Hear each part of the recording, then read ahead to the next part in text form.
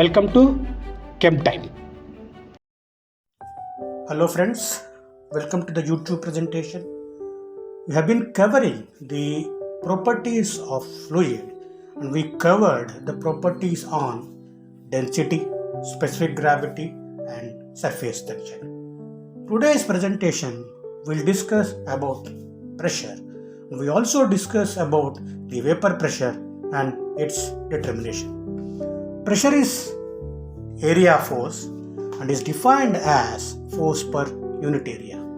Since area is in the denominator, lower the area, higher the pressure, and higher the area, lower the pressure.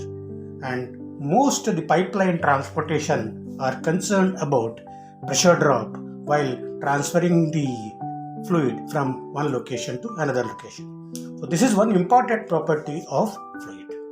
And there are different units that can be used for expressing the pressure. One is mm or mercury column, can also be expressed in terms of mm water column, and 760 mm Hg is equal to 1 atmosphere. Pressure can also be expressed in Pascal, and Pascal is nothing but newtons per meter square, and 1 atmosphere will be equal to 101325 newtons per meter square, or 101325 Pascal, or 101.325 kilopascal. Pressure can also be expressed in bar, and 1 bar is 10 power 5 newtons per meter square. The FPS unit of pressure is PSI, that is pounds per square inch, and 1 atmosphere is equal to 14.7 PSI. The pressure can be categorized into two types. One is static pressure, the other one is dynamic pressure. Static pressure comes into picture due to the elevation of the fluid, and dynamic pressure comes into picture due to the force that is applied to drive the liquid. And pressure is normally measured as gauge pressure and denoted as G. And all the pressure gauges that are used for measuring pressure, they indicate gauge pressure. And based on the knowledge of gauge pressure, we can calculate the absolute pressure as gauge pressure plus atmospheric pressure. For example, if a dialed instrument reads 0 psig, the absolute pressure will be 0 psig plus 1 atmosphere expressed in terms of psi, that is 14.7 psi equal to 14.7 psig. Here in this presentation, we'll focus on vapor pressure also, and vapor pressure is defined as the equilibrium pressure at which the rate of vaporization becomes equal to the rate of condensation. As when a liquid is present in a container, some of the liquid molecules present on the surface go into the vapor space, and as a result, the pressure of the gas increases. Now, as the number of molecules of gas in the vapor space increases, the gas starts condensing, and there will be a dynamic equilibrium between the rate of evaporation and the rate of condensation. And ultimately, the equilibrium is reached at which the rate of evaporation becomes equal to the rate of condensation.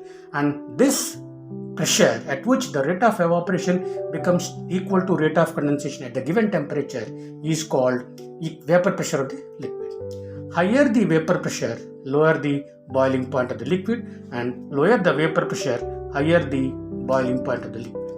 And in this particular presentation, my focus will be determination of vapor pressure experimentally.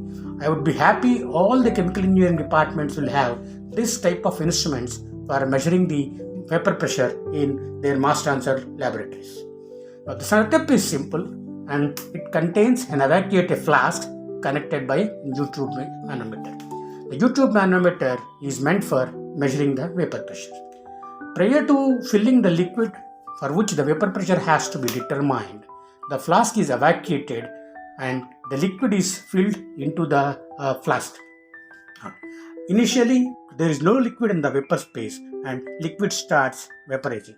As soon as the vapor forms, some of the vapor molecules start condensing, and the entire vaporization process influenced by two opposing forces, as we discussed earlier: the rate of vaporization and the rate of condensation. And as I mentioned, at a point of equilibrium, the rate of condensation becomes equal to the rate of vaporization, and the pressure corresponding to this point is called vapor pressure. The vapor pressure is the difference can be measured based on the difference in the level of liquid in the manometer. Now, this particular vapor pressure experiment can be used for carrying out some of the project works, which includes determination of vapor pressure of different liquids. We can take water, we can take ethanol, we can take methanol. All organic liquids can be tested using this particular setup. Second one is influence of addition of non-volatile solute on the vapor pressure. All of us know solute is the one that is present in lesser quantity compared to solvent in a solution. And influence of addition of volatile miscible solute to the solvent on the vapor pressure of the solvent. And the last one, influence of temperature on the vapor pressure, and develop a relation between vapor pressure and temperature. In the subsequent presentation, our focus will be on Pascal's law and how to determine pressure. With this, I conclude my presentation. Request you to like, share and subscribe my channel.